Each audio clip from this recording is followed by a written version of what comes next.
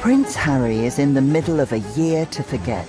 He seems to have the Midas touch in reverse. Everything he touches seems to fall apart. Forced to step down from his cherished charity following scandalous allegations. Accusations of bullying and misogyny, they all go to the very core of it. Sensationally refuted in August 2025. This was an absolute nightmare for Prince Harry, walking away from the charity that he loved. Defeated in the courts after a battle for taxpayer-funded security. They wouldn't let him hire the police as his private security. An impulsive BBC interview that sparked a fierce media backlash. He says, I don't know how long my father's got to live. The optics aren't great. This was an absolute PR no-no. Torn to shreds by a US magazine. Vanity Fair is sort of America's Bible. To have this in-depth expose must have been brutal for them. With gossip and rumours of bullying that he denies. Where there's rumour, there's generally a grain of truth. I'm sure they're not always easy to work with. From crisis to crisis. Is Harry facing the worst year of his adult life? For Harry, this year has been really bad. You'd be a very brave person to say it's not going to get any worse.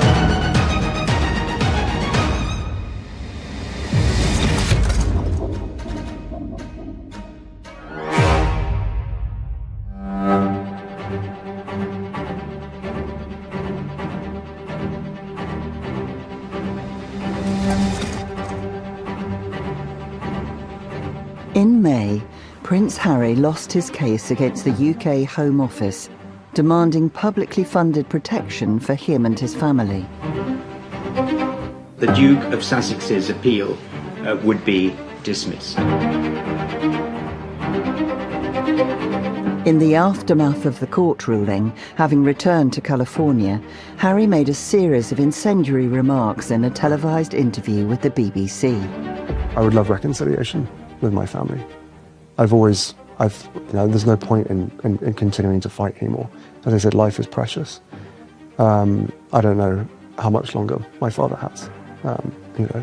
He won't speak to me because of this security stuff. But it would be nice to reconcile. It was like watching a car crash. He gave that interview and he was bewildered. Clearly he's angry, clearly he is furious. At the heart of it is a family dispute. And it makes me really, really sad that we're sitting here today, 5 years later, where a decision that was made, most likely, in fact I know, to keep us under the roof. It was somebody who just felt a bit beaten down, a bit lost, certainly frustrated. And of course that interview then led everywhere else, on every other bit of broadcast media and in the newspapers. Once again, Harry's words became a worldwide scandal. This interview Harry has done with the BBC, I feel like it raises more questions than provides answers. Harry was candid, airing the royal dirty laundry after losing his near 4-year legal battle seeking taxpayer-funded security protection for when he's in the UK. The side of Prince Harry seen in early 2025 is unfamiliar to those who have worked closely with him. My engagement and experience with Prince Harry has only been positive. He's very warm, he's very engaging, he's very kind, so only fond memories of him, truly. I think potentially it's sort of almost like a crossroads now for Prince Harry. What does he do next? Is 2025 Harry's Annus Horribilis? A term infamously used by his own late grandmother, Queen Elizabeth II. 1992 is not a year on which I shall look back with undiluted pleasure. In the words of one of my more sympathetic correspondents, it has turned out to be an annus horribilis.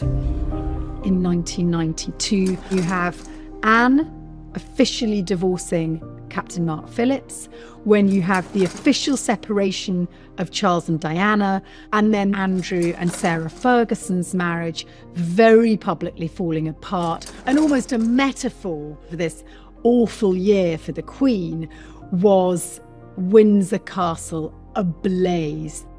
It is a scene of chaos and destruction. This castle, dating back to the 9th century and which survived the wartime Blitz, now struck at its very heart.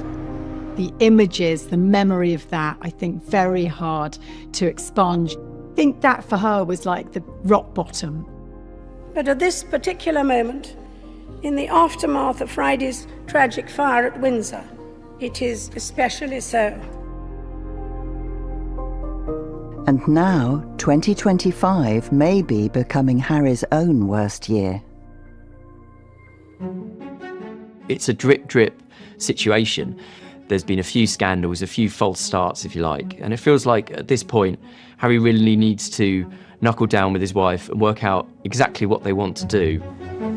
What I think perhaps he envisaged from his new life, free of the shackles of palace and protocol, isn't where he's ended up.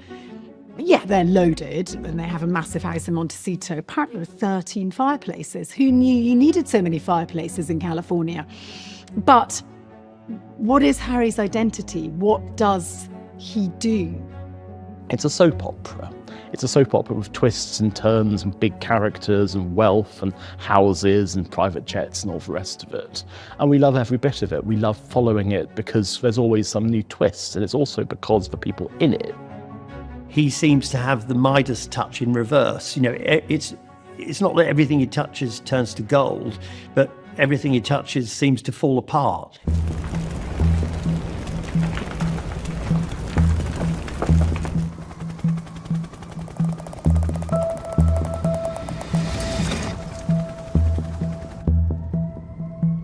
Harry's disastrous year began when world news was reporting the devastating blazes raging in the Sussex's home state of California. The scale of the task is immense. This is the Palisades fire. The high winds have not died down, so containment is practically impossible. Less than 2 hours from their Montecito home, Harry and Meghan aided volunteers at a relief centre for the victims of the fires in Pasadena.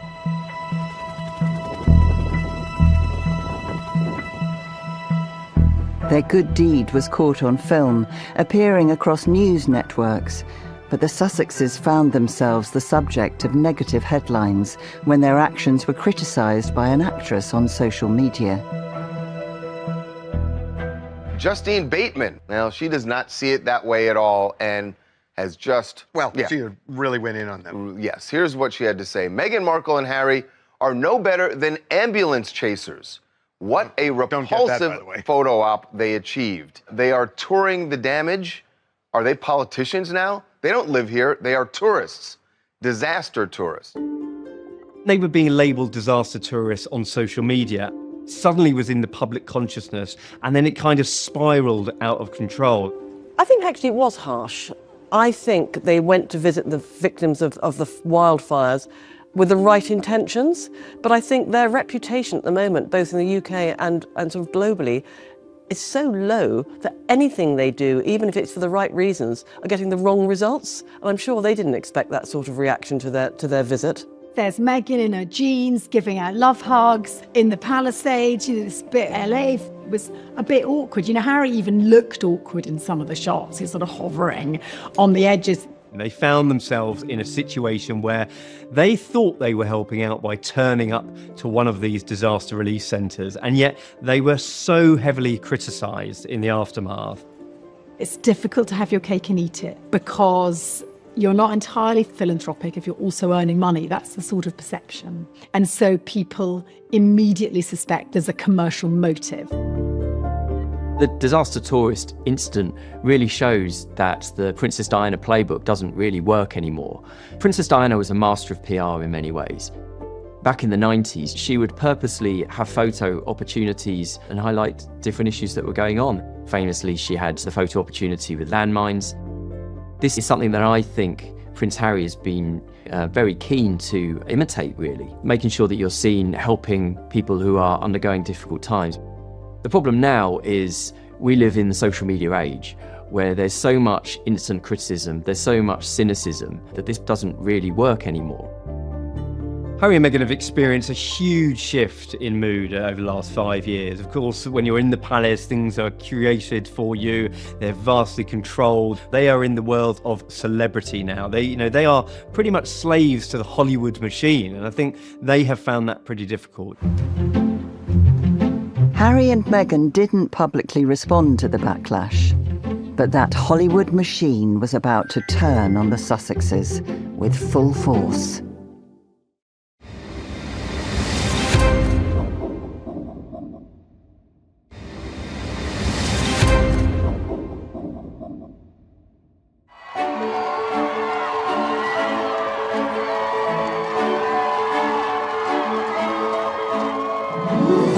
Once a beloved member of the royal family, Prince Harry may now be experiencing his own annus horribilis. The seeds of Harry's downfall were nowhere to be seen when he first married American actress Meghan Markle in 2018. I remember being in Windsor, the dozens and dozens of TV crews, absolutely huge attention on this new couple. A huge moment, not only just for British history, but across the world.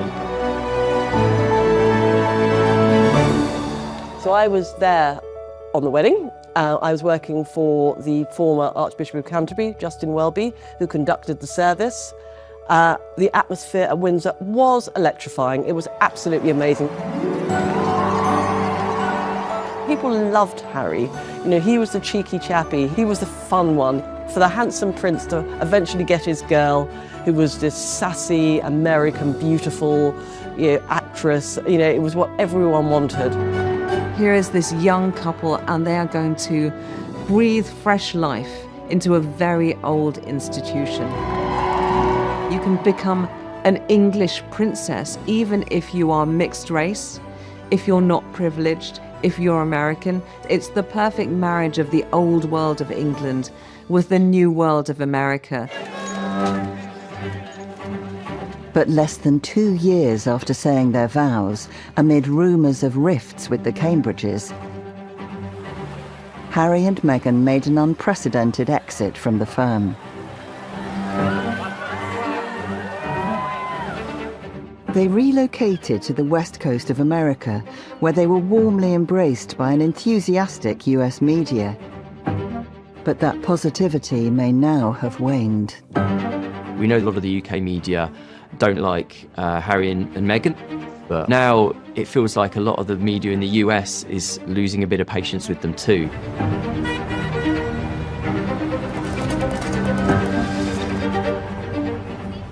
Before January had even finished, the couple found themselves the subject of a scathing 8,000-word expose by glossy American magazine Vanity Fair. Old accusations of Meghan bullying staff were listed alongside new ones, something denied by both Harry and Meghan.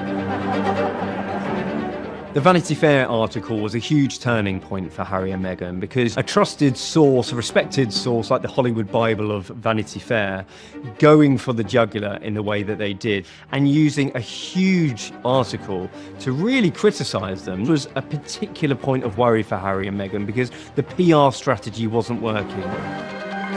Very quickly, this one bad article generated more negative reports. Vanity Fair did this huge takedown on the Sussexes. I do think this is quite damning. I'm not sure how they're going to come back from this. Vanity Fair is sort of America's Bible. Everybody reads it. It is well respected and had been very much an ally of the Duke and Duchess of Sussex. So to have this in-depth, almost expose of the couple must have been brutal for them, and for their confidence. It was not a great start for the year, not a start that they actually expected. Part of the reason why the Vanity Fair article was so damaging is it really shot down the idea that this former royal couple are being embraced by, let's face it, liberal America. I don't think the Vanity Fair article was saying these are terrible people, but I think what it does say is they're flawed people.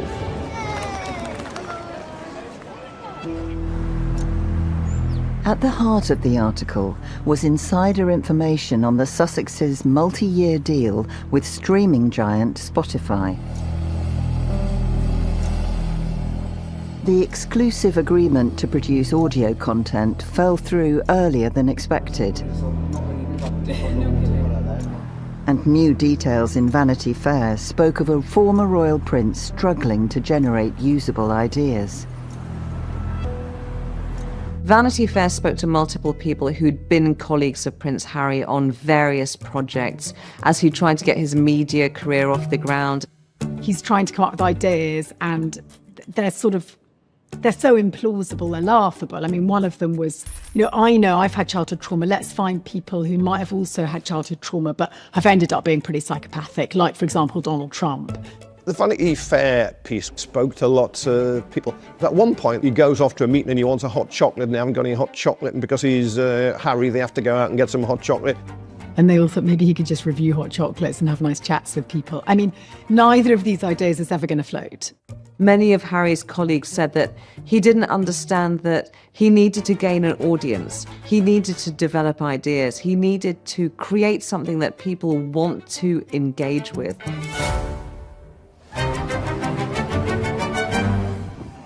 It's difficult, isn't it? Because being a prince doesn't make you a good podcaster. For Harry, Spotify was more about merit than it was monarchy. And I think he realised that it wasn't as easy as he thought. He must have had a bit of a hard awakening then to realise that just because you've been a prince, that doesn't necessarily qualify you for popular opinion. I think it might have been a very different muscle that Harry had to flex in those moments, and one that wasn't based on who his family is. They're employing quite a lot of people, and there's quite a lot of churn. A lot of employers aren't staying the course, and that means there's going to be leakage. And yet, where there's rumour, there's generally a grain of truth. I'm sure they're not always easy to work with. Perhaps emulating the late Queen, who always followed the mantra of never complain, never explain, the Sussexes chose not to respond to the article's allegations. And if you do comment on something, whether it's one fact, two facts, or the whole thing, then actually you're adding fuel to the fire. You're creating your own story. So sometimes it's much better to not say anything, because you're not adding anything. So I think actually that was a very, very good choice of theirs, a good decision. In the aftermath of the article, has irreversible harm been done to Harry's reputation? It's not just about the people who read Vanity Fair. These days, if you have a big article from a well-known publisher, it gets picked up and spun and regurgitated throughout traditional media, throughout broadcast media, and throughout social media. So it's not just one article, it's thousands of articles. And I think this is more ammunition for people who want to get at Harry and Meghan.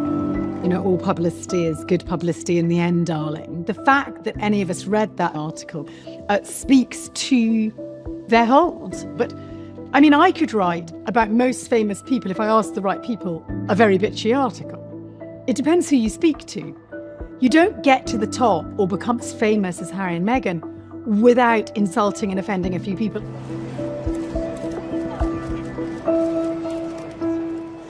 But criticism wasn't only coming from Hollywood insiders. Early in the year, doubts over Harry's US visa reached a boiling point, dating back to his admission of drug taking in his memoir, Spare. And this first came about by a right-wing think tank called the Heritage Foundation, but it's gone right the way to the top of American society. Most people are astonished that an adult, which is what Harry normally is, should have written in his book Spare that he had taken drugs. He should have known, I'm sure most people would have known, that if you have taken drugs, you can't get a visa to go to the United States. Honesty wasn't the best policy for Harry in his book when he revealed his drug taking, because if he didn't disclose that when he applied for his US visa, he'll have broken the law in the States, and you can be kicked out ultimately. The situation with Harry's visa might seem very distant from the UK. Obviously, it's happening thousands of miles away, but actually, it does have an impact. It would be a very bad look for the royal family to have one of the king's sons deported from the USA. I mean, if we look at the wider geopolitical situation here, there's obviously a lot of difficulty around the Trump presidency. Keir Starmer, the Prime Minister, has tried to sort of tread a path. Part of that was inviting President Trump to a state visit with the King. So you probably don't want this kind of thing hanging over that visit.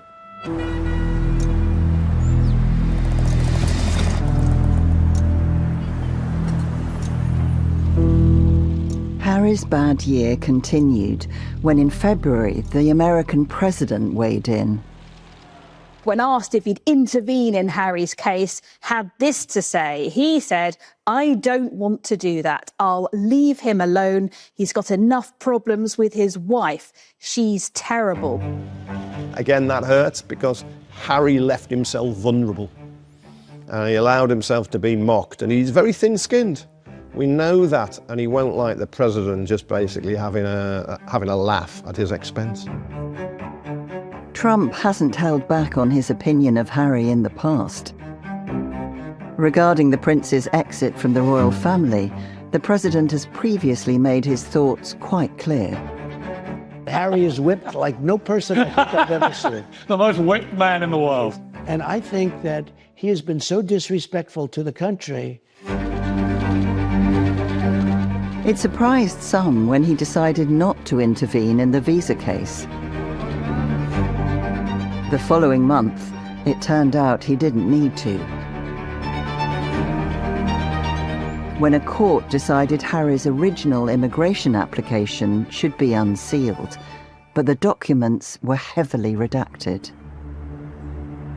Donald Trump, I think, has shown that he's not going to put him in a Guantanamo Bay-style orange suit and have him manacled and put on a flight home to be deported. I think he'd prefer to keep him to fire barbs. Mock him now and again, make him a figure of fun whenever he wishes to have a bit of a laugh. In some ways, that is more humiliating for Harry. He didn't say he's going to leave Harry alone forever. Maybe at some point the unpredictable Trump will change his mind and decide to turf Harry out of the nation and into the Atlantic. 2025 was quickly becoming a year Harry would want to forget. But worse was still to come. An organisation close to the prince's heart was about to deal him a hefty blow.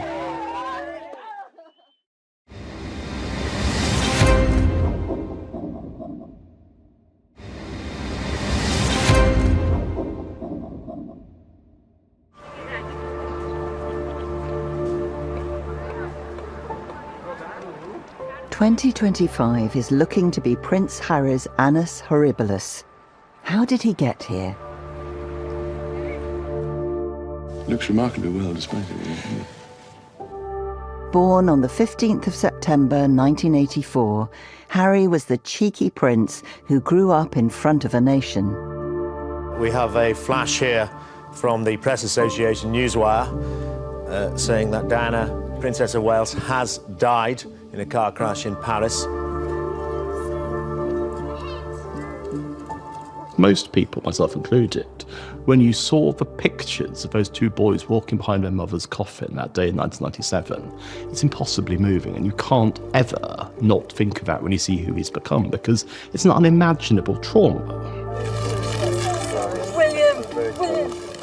As Prince Harry's grown up, the public impression of him has changed radically over time.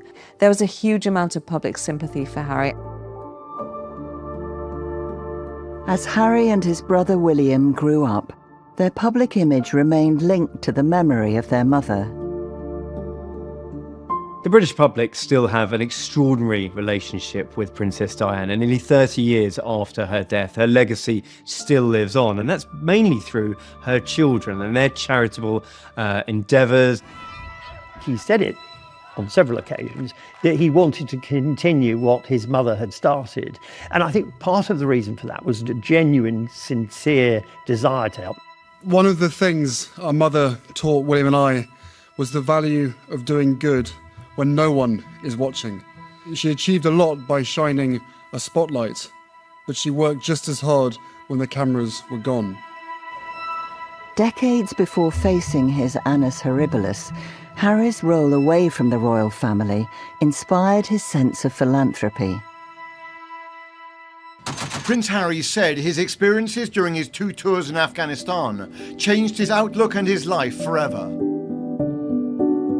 After 10 years serving in the armed forces, his relationships with wounded servicemen and women prompted him to create the Invictus Games.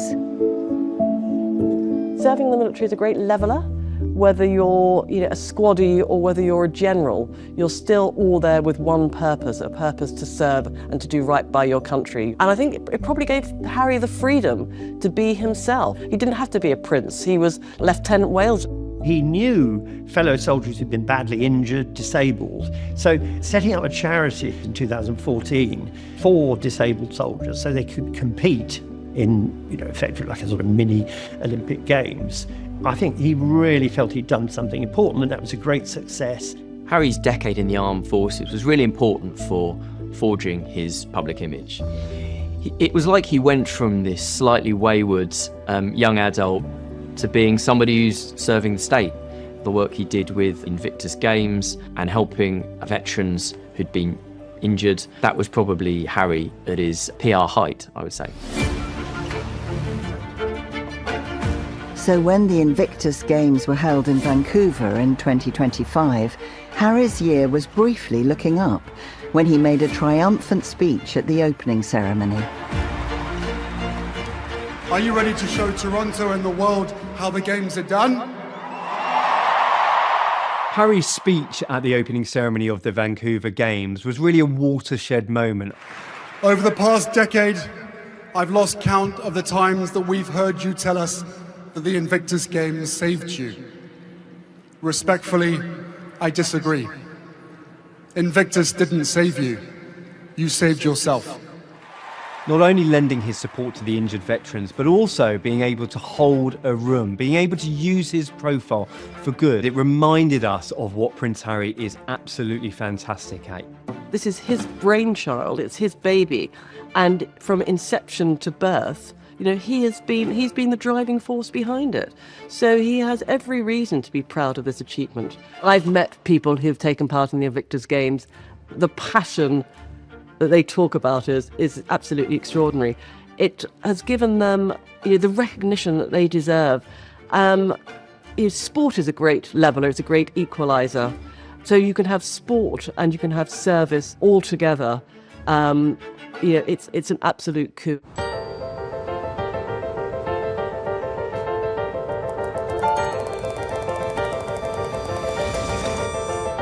But in March, Harry made an announcement relating to another of his charitable endeavours. Prince Harry says he is devastated and in shock to have to quit as a patron of a charity that he set up in honour of his mother, Princess Diana. The charity, Centre Bale, was formed by the Prince in 2006 to help children in Lesotho who had become victims of extreme poverty or HIV and AIDS. Although our situations couldn't have been more different, I felt an overwhelming connection to many of the children I met. They were far younger than me, of course, and their situation was a great deal more challenging than my own. Nonetheless, we shared a similar feeling of loss, having a loved one, in my case a parent, snatched away so suddenly.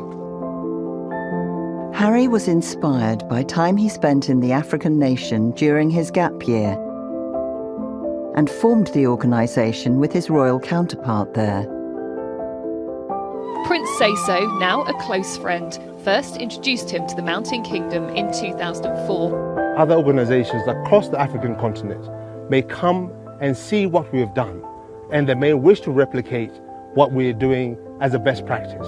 Harry, of course, had lost his mother as a very young man, and Prince Seeiso had lost his mother at a young age as well. And they wanted to leave a legacy for their mother's memory. And coming together, they devised a charity.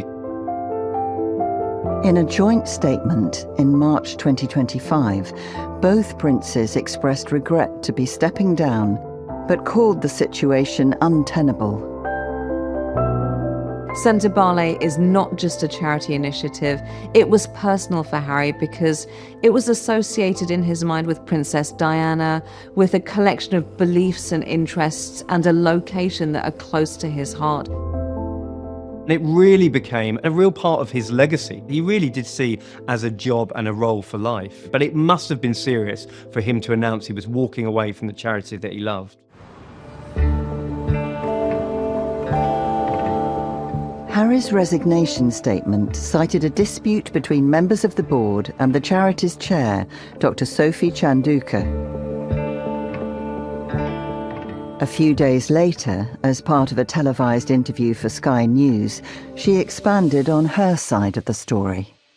I put a whistleblower complaint about the bullying, the harassment, and the misogyny, and Prince Harry interfered in the investigation of that.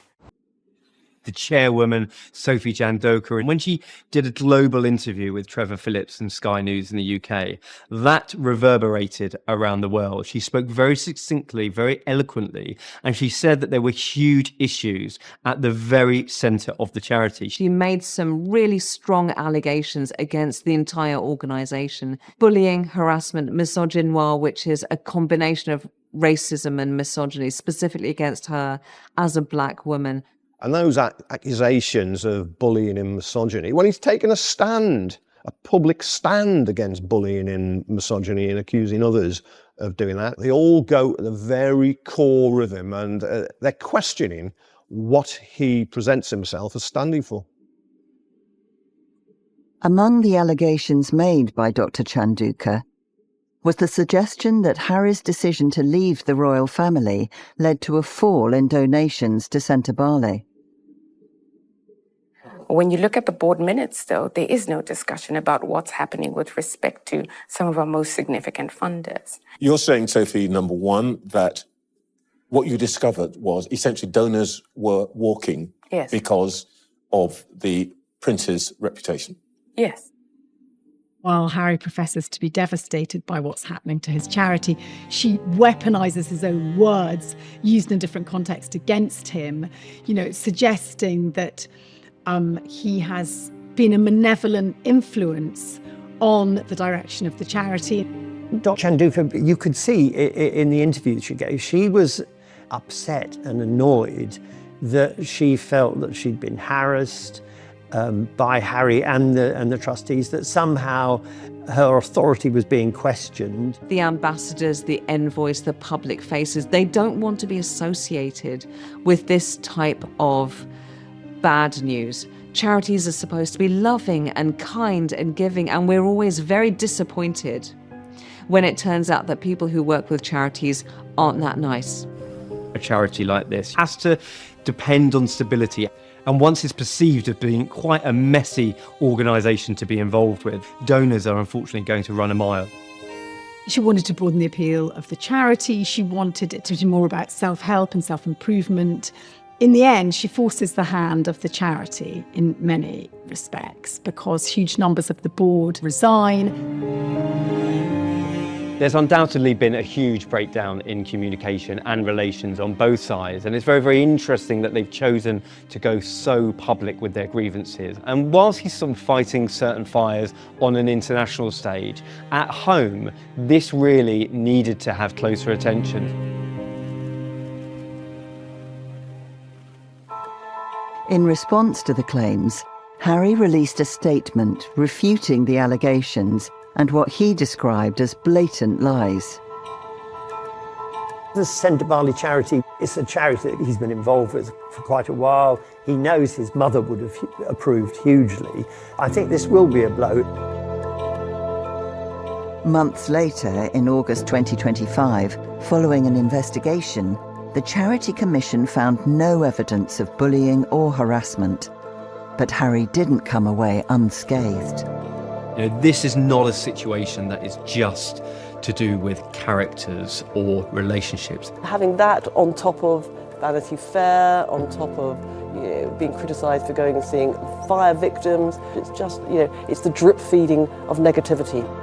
The report criticised all parties involved, including Harry, for allowing the dispute to play out in public in a way that it said didn't serve the interests of the charity.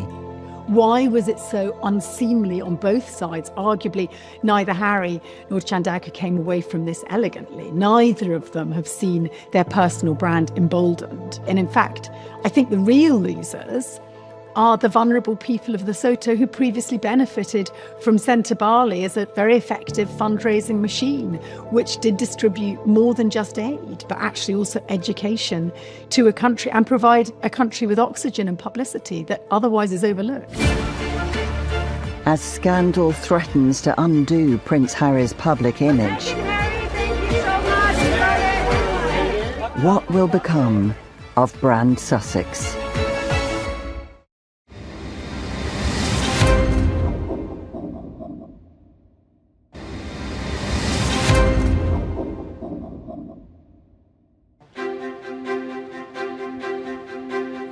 Prince Harry's 2025 has gone from bad to worse, while his wife Meghan's initially appeared to get off to a good start.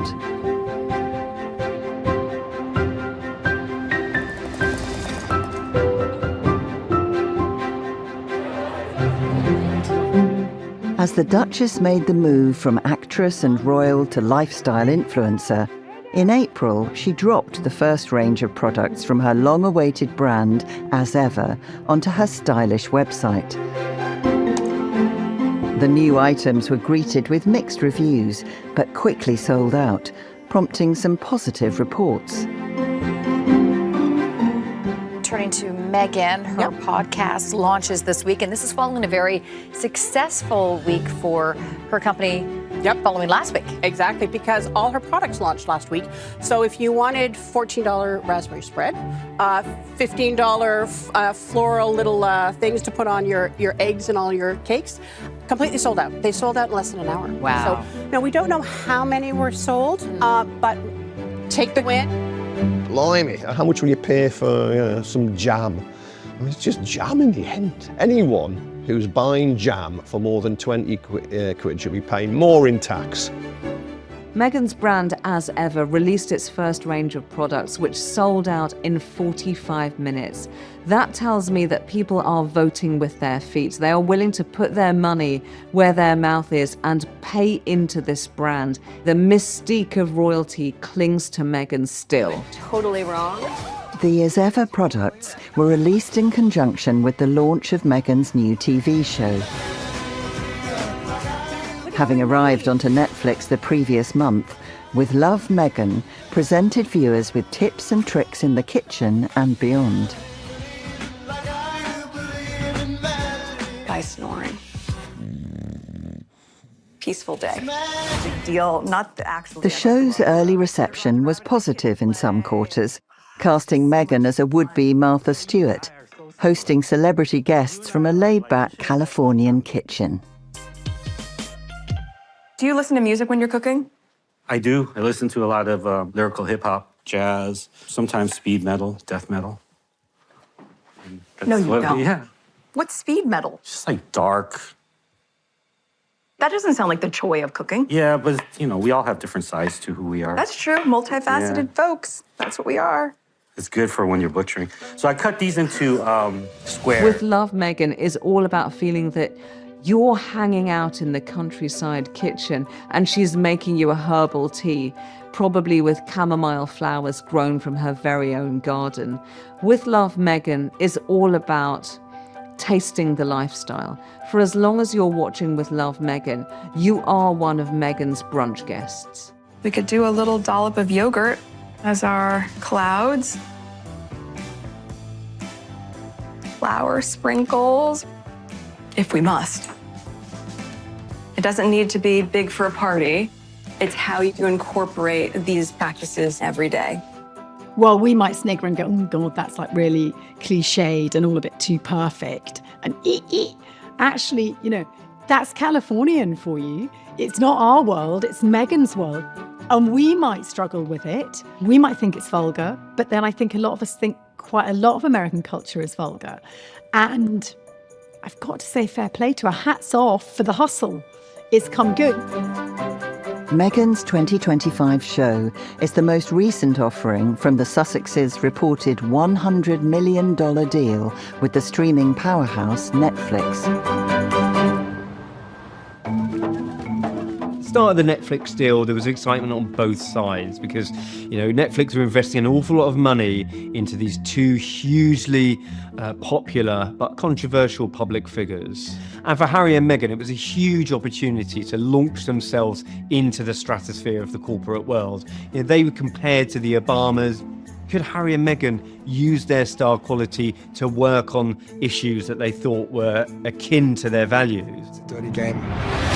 The deal, signed in September 2020, got off to a strong start with a self-titled docuseries which lifted the lid on their royal exit. I was terrified. I didn't want history to repeat itself.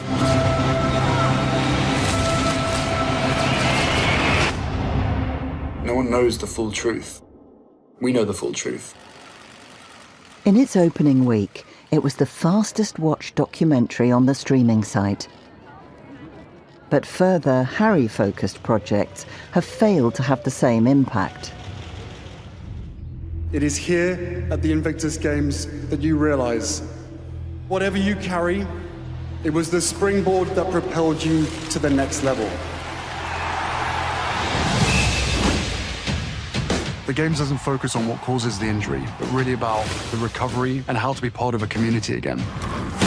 An emotional exploration of Harry's charity, Heart of Invictus, launched in 2023, reportedly racked up just 300,000 views in its opening months. And a year later, in the series Polo, viewers were given a glossy presentation of the competitive horsey world. The adrenaline that goes through your body, it's addicting. Polo is not just a sport. Polo is a lifestyle. We eat, we breathe, we sleep polo. For sure it's glamorous. It's a sexy sport too. Dirty, sweaty boys, riding. But despite cameos from Harry himself... Do you speak Spanish? No? Yes. He knows he does. It failed to make the streamer's top 10 most viewed. Harry's project, Polo and Heart of Invictus, he would have felt that this could be the making of him, because it wasn't so much, his complaints about the royal family. It wasn't more of that. It was stuff that was close to his heart. It was things he was enthusiastic about. Heart of Invictus and Polo represent Prince Harry's two main loves, apart from his kids and his wife, of course. The problem with Heart of Invictus and Polo is that they gained a much lower viewership than all the dirt dishing. It's the royal card that they have, the Duke and Duchess of Sussex have, they can play, that gets them interest and gets them money, and it's a declining currency. Prince Harry's brand is like sports, polo, horses, sports, teammates, sports with the guys, polo shirts, lads. That's really interesting for himself. That's not a mainstream thing that loads of people want to watch. Going to be more interested in what he might say about the royal family than in him trying to be a sort of an objective narrator of, polo. People aren't really bothered what he thinks about polo and how he plays polo. They want to know what he thinks about the royal family. He wants them to slag off the royal family. That's what people want. Even his own lad mates probably don't want to watch season 17 of Heart of Invictus or season 25 omnibus of Polo. He's trying to find freedom, in the famous book. And each time he tries, it falls flat. So it's very difficult for him.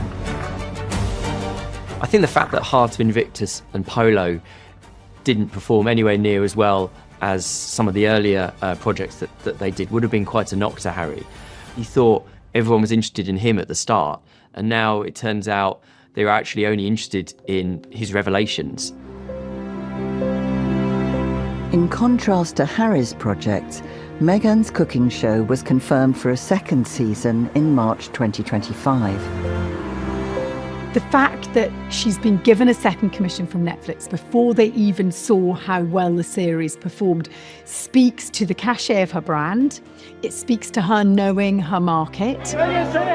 But the decision may not just be down to its performance. I get the sense that it probably was going to be renewed anyway, because it's probably too much of a PR own goal to not have it renewed. So the cynic in me thinks that was always happened, and actually it probably wasn't officially renewed because that was just on the cards from the start. And a few months later, reports suggested the Netflix deal might not be renewed.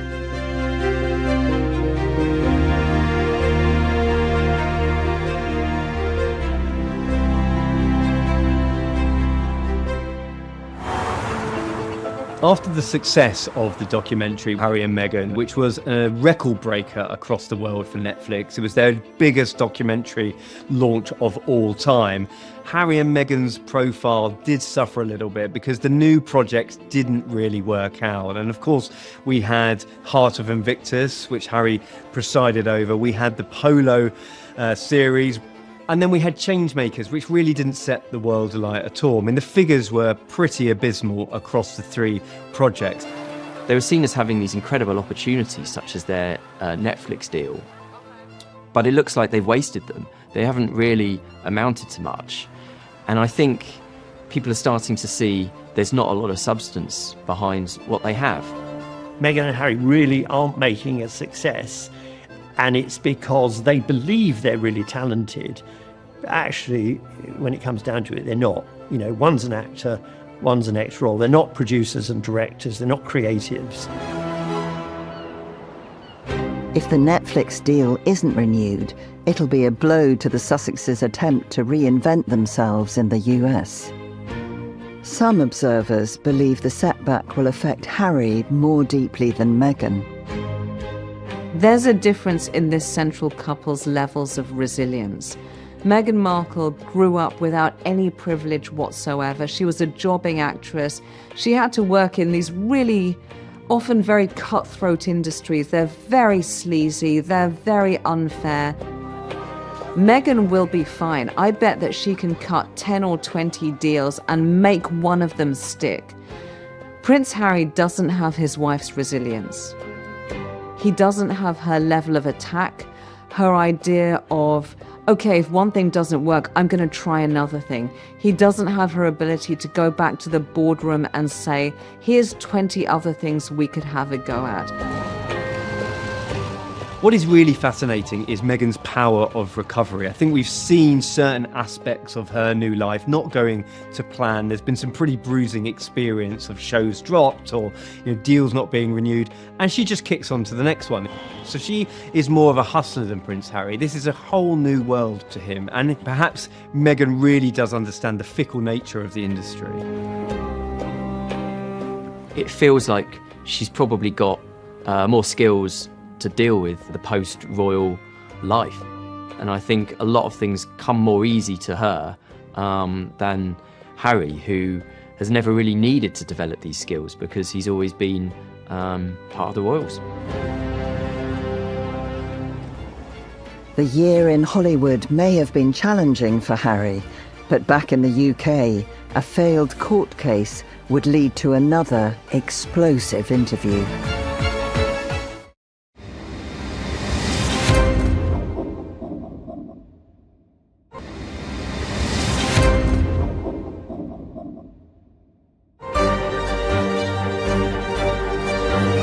Throughout 2025, Prince Harry has been facing a series of unfortunate events. In May, things hit a low for the prince. In my judgment, with which that the Duke of Sussex's appeal would be dismissed. When he lost his battle against the UK Home Office. Harry tried and failed to sue his father's government because they wouldn't let him hire the police as his private security for him and his family when he's in the country. The Court of Appeal ruled against the prince, saying his decision to leave the royal family had justified the downgrading of his security status. It was a crucial loss for the Duke. Prince Harry has consistently made clear that this was always about his safety, but most importantly, his family. It was a point of principle. And so, in response to the decision, he spoke to the BBC in California in a headline-making TV interview. I think what really worries me more than anything else about today's decision, depending on what happens next, is that it's set a new precedent that security can be used to control members of the family. I have had it described to me, once people knew about the facts, that this is a good old-fashioned establishment stitch-up, and that's what it feels like. The Home Office think that their level of security that they're providing is correct and appropriate. Harry doesn't agree. If he were able to step back, which he's never been able to do, and look at himself from the outside, I think he'd be able to say, well, why should the taxpayer pay for your security when you're not a working royal? It's as simple as that. Harry has got to realise that giving tell-all interviews about your estranged family, who are the king and the future king, is not going to help him in the long run. Those with experience behind the scenes at the palace would choose a different tactic.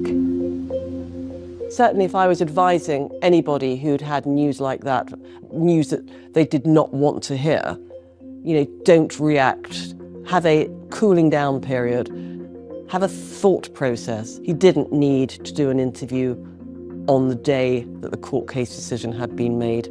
I think he should have actually thought it through more clearly, but he was angry. I would love reconciliation with my family. There's no point in continuing to fight anymore. As I said, life is precious.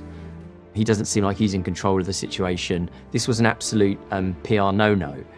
It made him seem impulsive, I would say. If you really wanted a reconciliation, you could do that privately. You don't need to talk to the BBC about it. You need to be strategic. And what concerns me, to be honest, is who are the people advising Prince Harry and the Duchess of Sussex in America? I mean, when they were both over here, they had a fantastic set of advisors in the royal household, diplomats, people with a lot of experience to give them proper constructed, statesman-like advice. Who's giving them the advice in America, and are they getting the right advice? At the heart of it is a family dispute.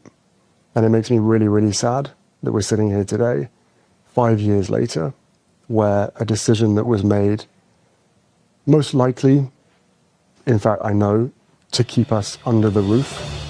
Family dynamics are complicated at best. Put them into a monarchy and they become combustible. Feeling cut out is so painful. As a human, it's one of the worst feelings, that idea of being exiled from a pack. There is a plea that Harry is making, but potentially he's going about it in the wrong way. I think it just showed you that he's gone out on a limb, Harry, and he's on his own. He must feel very frustrated because it's exposed a powerlessness. If you're Harry, you threw the dice and you haven't got 2 6s, you might have a 2 and a 1 at best. I'm pretty sure that in the end, Harry will say, as many people say, if you're in a hole, stop digging.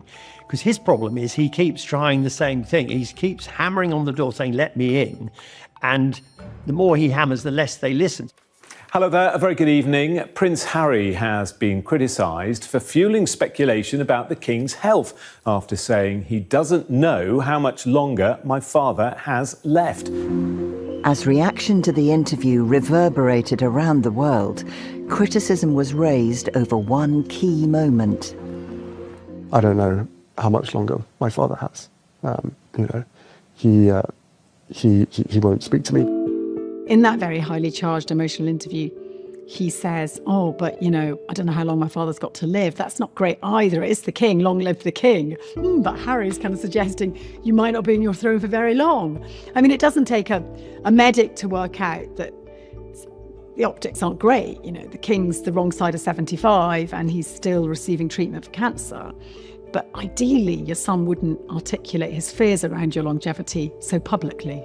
Harry should not have gone there speaking about the king's health, something that he pretty much admitted that he doesn't know anything about. He said he had not spoken to his father in months. He doesn't know how much time he has left. What did he mean by that? Does he actually mean he doesn't know how much time he has left because he's not spoken to him? Or did he mean that the king is actually in more ill health than we've been led to believe? It was a different picture in 2024 when the king first announced his illness. Harry came straight to the country to see his father, something which was unprecedented and unexpected. So the relationship there is not one that is so beyond redemption that it might not be patched up at some point. Illness does a lot to bring into sharp focus family dynamics and what matters. And I think that Charles's illness created a space in which there could be some meaningful reconciliation. But more than a year on, in 2025, Harry's BBC interview put hope of reconciliation in danger.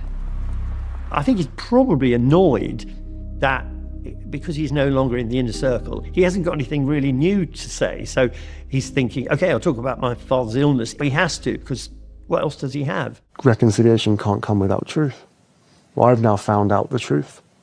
So it would be nice to have that reconciliation part now. I did notice one really interesting shift in the BBC interview. Rather than saying, as I believe he said in the Oprah interview, he wanted an apology, he's now saying he wants reconciliation. I think that's quite a key shift. There's a bit of him that's thinking, I need to change tack. I've got to do this in a different way. Just complaining about how badly I've been treated is not going to achieve anything. I think most people would want there to be a reconciliation because the fact there is this complete estrangement, these dangling threads, means that it's much, much harder to present the idea of a modern monarchy. In the interview, Harry highlighted one choice that had exacerbated the rift with his family. Of course, some members of my family will never forgive me for writing a book. We only need to look at what was written in his memoir, which was pretty explosive, damaging. The royal family were absolutely not spared, excuse the pun, from his bar.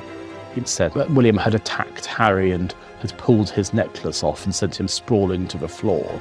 Harry claims that he was sacrificed on the altar of Camilla getting better PR. So many stories, and there was so much suggestion of so much bad behaviour that it just became clear that you can say what you like. If the other people aren't fighting back and aren't responding.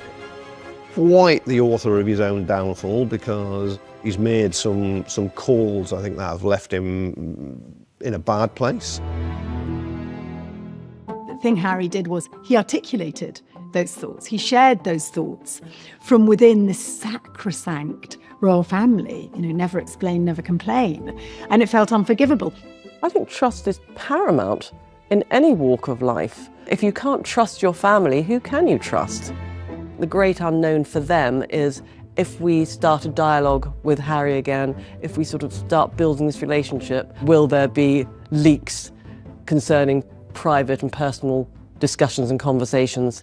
And I think that is the mistrust.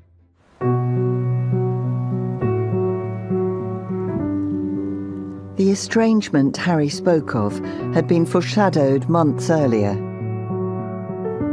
when he and his family were noticeably absent from King Charles' poignant Christmas speech.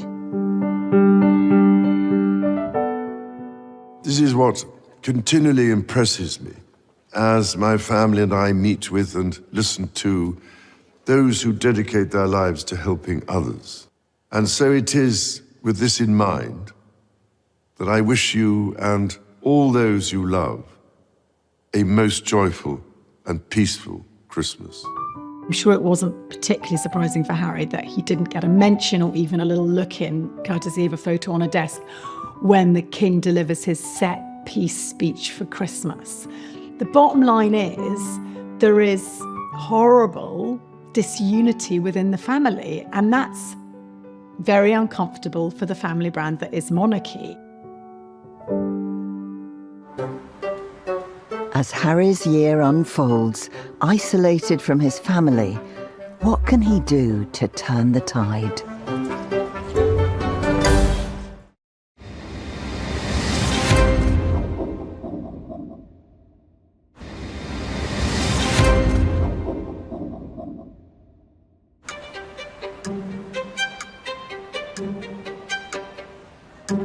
As Prince Harry finds himself in the midst of his own annus horribilis, he now seems to be trying to change his fortunes.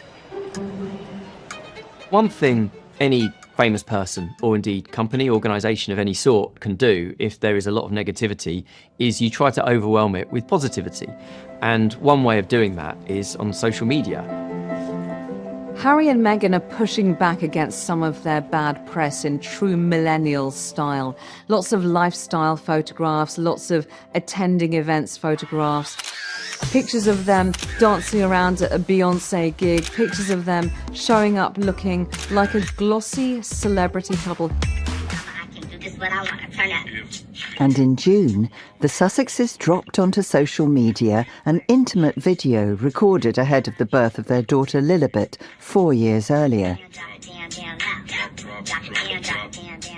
You see that video of Meghan and Harry twerking in the hospital. She's 9 months pregnant. You think, no, please stop it. One scene you can't forget it. And if you want to take that, do it for you and your mates, that's all right. But when you big it out public like that, they just look twerking Burks. Look like a couple of Burks, and maybe it was the gas and air for the pregnancy. Here was Harry and Meghan at their most vulnerable, you could argue, but showing something that the world pretty much wouldn't have expected to see. It's very, very different to anything you could have expected from a member of the royal family, and it shows the direction that Harry and Meghan are going in. To me, it seems as though this was a pretty intentional PR ploy. This was a way of presenting themselves to the world after they'd faced so much criticism. In the PR industry, we talk about owned media, this idea that you use your own media channels, social media, to put stuff out there. That sense of, well, if the media aren't going to write nice things about us, we've got more viewers on social media than almost every newspaper, you could argue. So why don't we go down that route? In another boost to their PR strategy, Harry and Meghan have reportedly hired a new director of communications who has 20 years of experience in entertainment publicity. A new communications director who's got a background in entertainment. Is that the right person to do the job? Or is that an indication of where they want to be going forward? Do they want to be known in the entertainment industry rather than for the charitable sector or for, events? What we often see is if an individual or an organisation has gone through a period of bad publicity, they get a new comms team in, they get a new communications director, they get a new head of PR to sort of start again with the strategy. Sometimes you need to get some new ways of thinking because PR is complicated, it's not straightforward.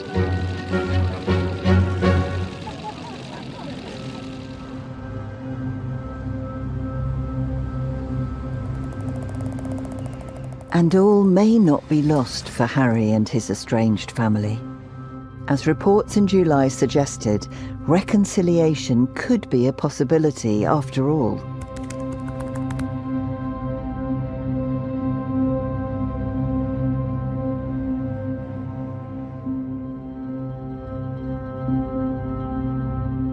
Revealing photos suggested an intimate meeting had taken place between aides of the prince and his father, King Charles, prompting rumours that Harry's feud with his family may be reaching a conclusion. Harry is always going to be the grandson of the late Queen. He's still the son of the current monarch, and so there's always a chance that he could find a way back into the royal fold. Where there is a will, there is a way. I think Harry will always want that connection with the royal family.